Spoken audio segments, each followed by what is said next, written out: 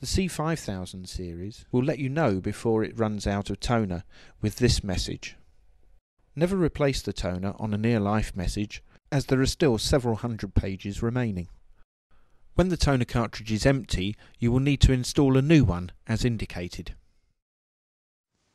Always use genuine Oki consumables which have the hologram marked on the outside of the box. Remove the toner from its packaging. There's a recycling bag for the colour toners.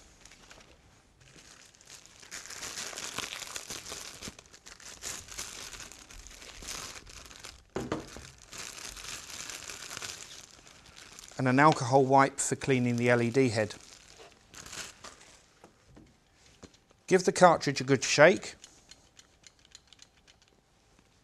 and remove the tape from the bottom.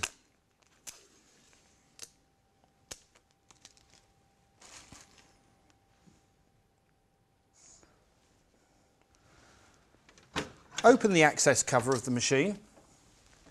Locate the toner cartridge which is exhausted, which are colour coded. Rotate the blue lever and lift out from the right hand side first. Put the exhausted consumable into the recycling bag.